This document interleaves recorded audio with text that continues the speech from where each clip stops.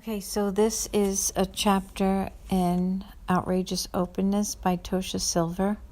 I'm actually going to read just excerpts from it, and also another chapter that is titled Why Please Everyone. So here I'm going to begin with the Wayward Yogini.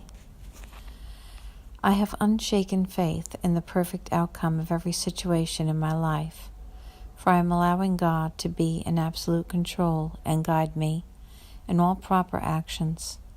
Catherine Ponder. Last Thanksgiving, I heard from Maura, a local yoga teacher who was terrified because her classes were shrinking. She wanted to know why. She had one major problem.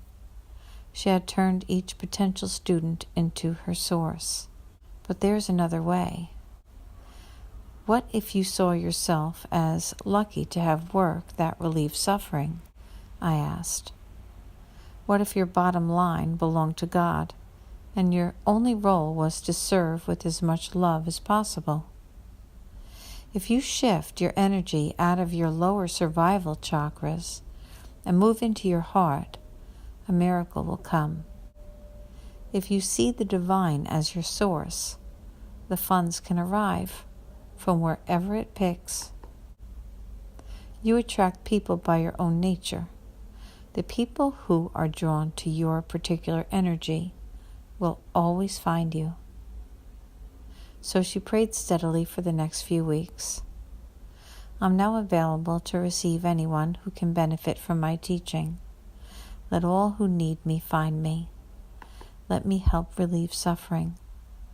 The divine is my complete source for all prosperity and will provide. As she released her grasp, her classes started filling once more. Why please everyone? Release the noose of public opinion, Laurie Anders. The only sin is to have knowledge that could assist others and to hoard it. Anonymous.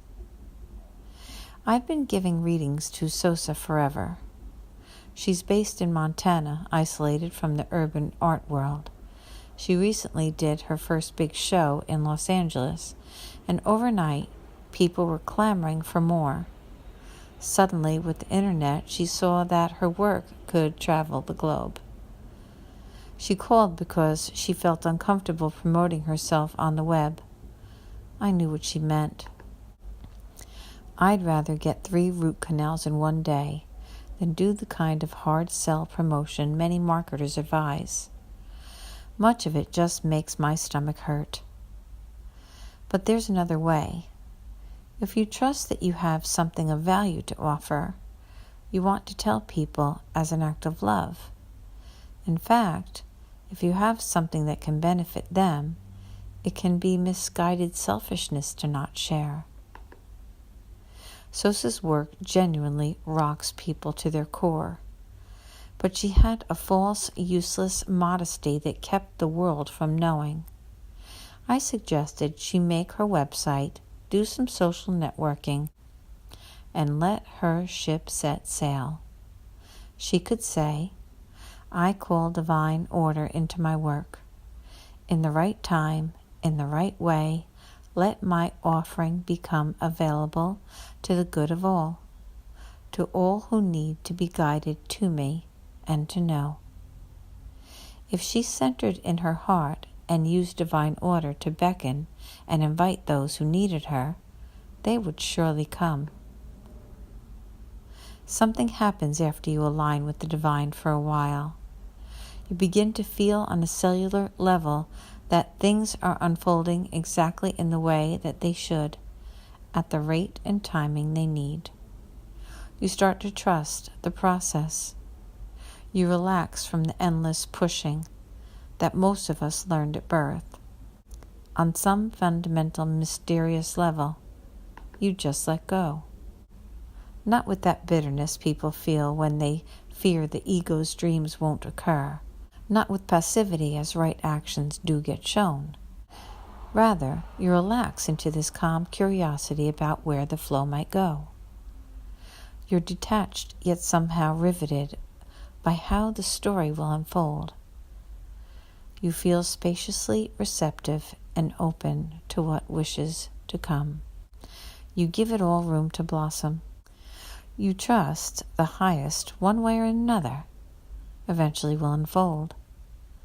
You know that with God as your source, you needn't cling to any one plan, and you're not clutching a list of desires, pushing the ego's agenda even more.